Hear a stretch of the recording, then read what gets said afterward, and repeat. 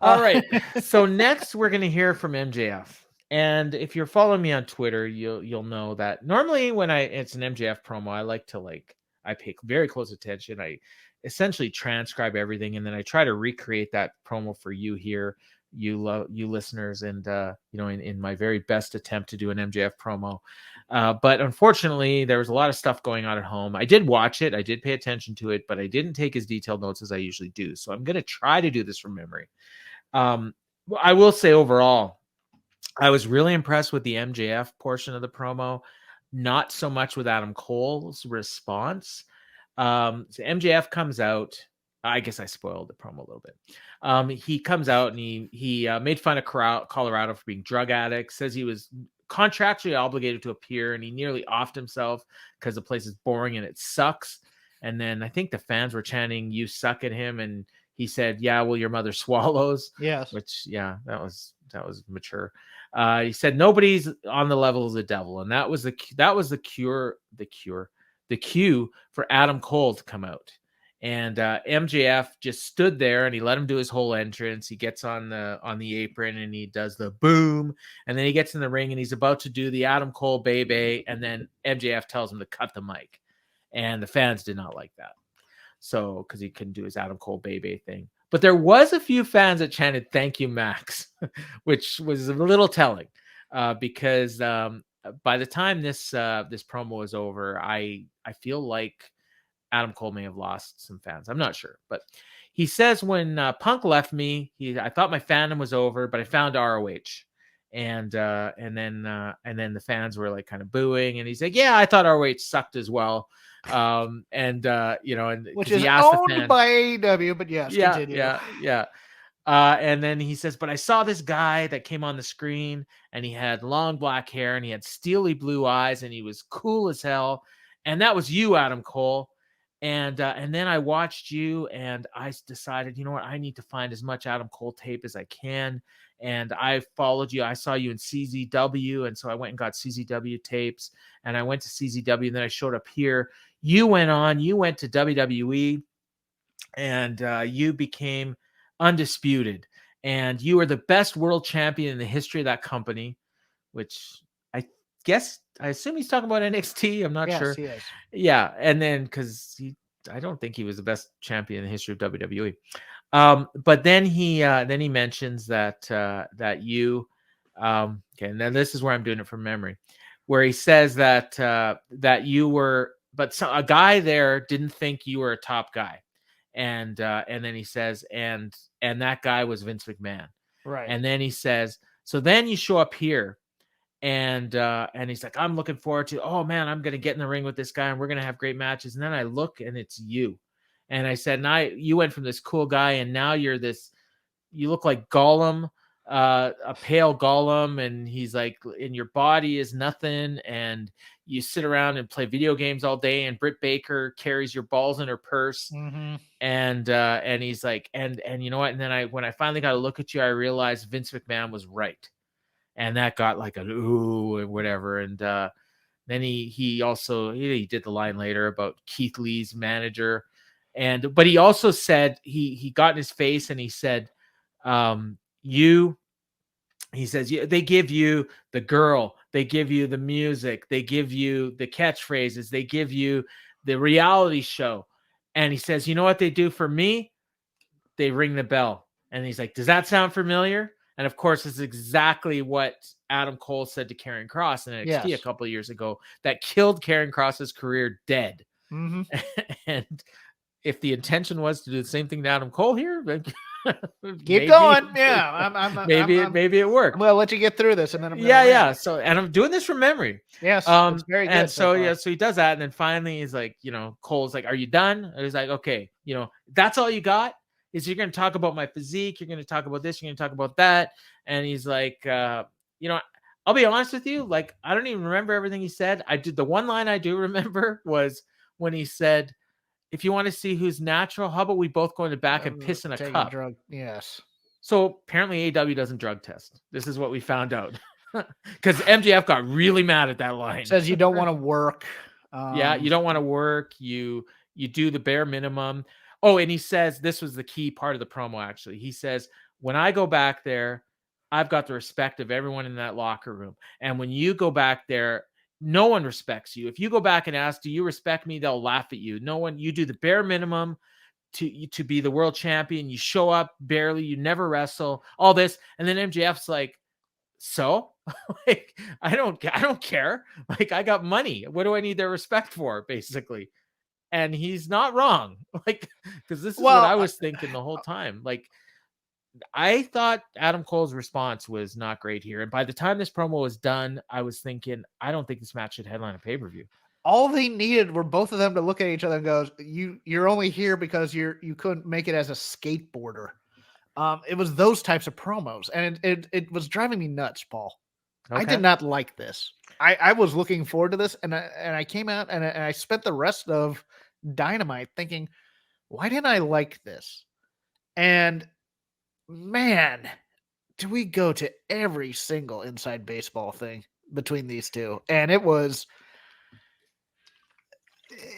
You need to keep these promos, in my opinion, in the world of the kayfabe stuff, and you can still do those types of little tweaks. But this is where the quality control comes in, I think. Yeah, he did the carrying crossline, which killed him dead.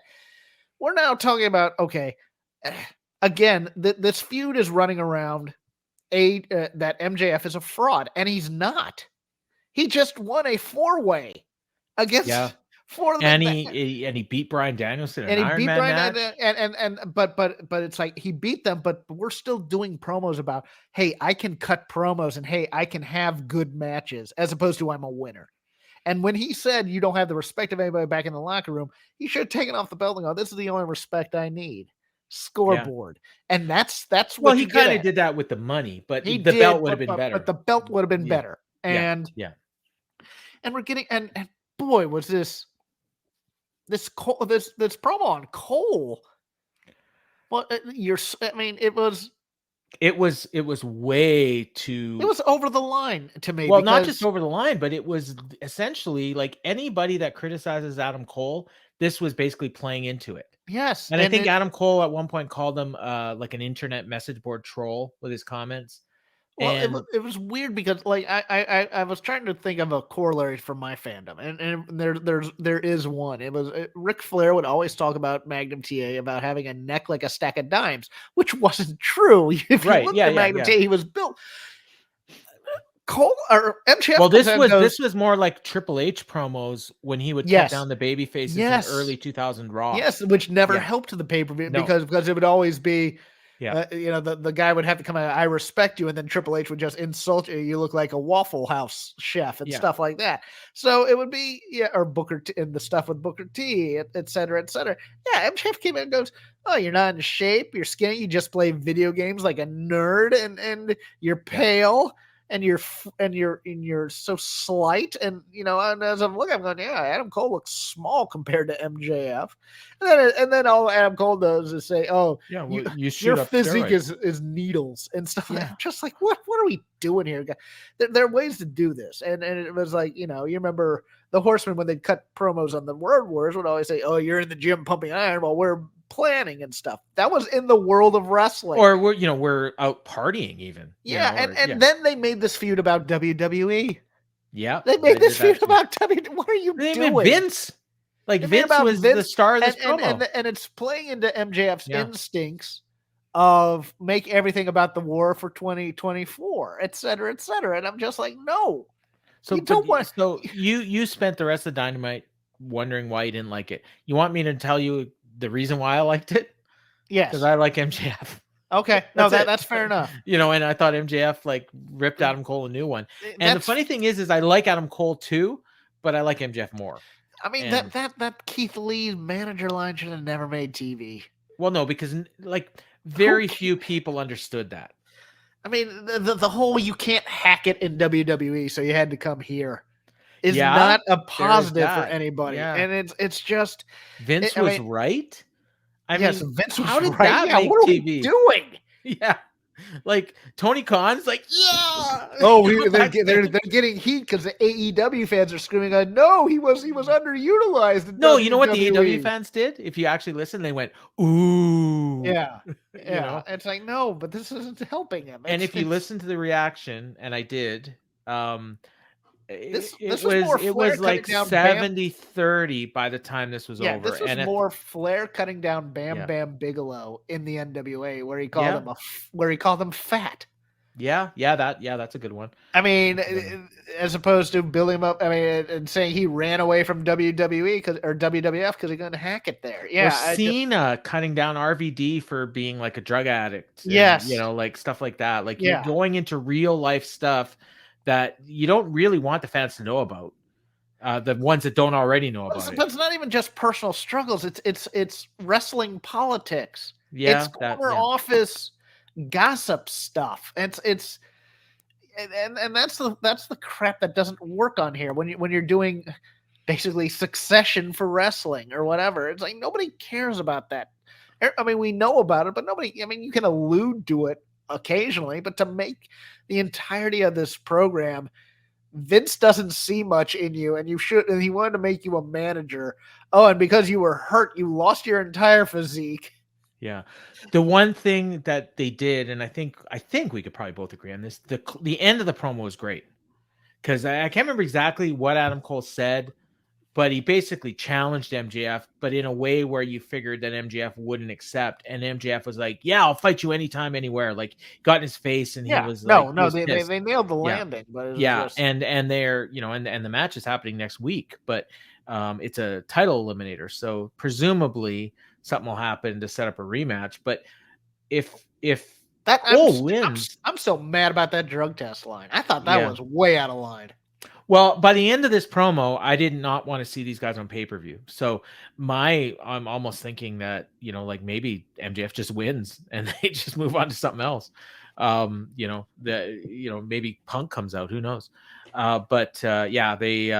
They didn't really sell me on this as a pay-per-view program, but maybe next week they'll have a great match and we'll think differently. Oh, I think MJF screws him and it leads to a pay-per-view match. That could be too. If it's a pay-per-view, it'll be Forbidden Door and it'll be like probably fourth from the top. You know what? They probably have a good match and then he just kicks him in the balls for the heat. Oh, that'd be so good. And by good, I mean not.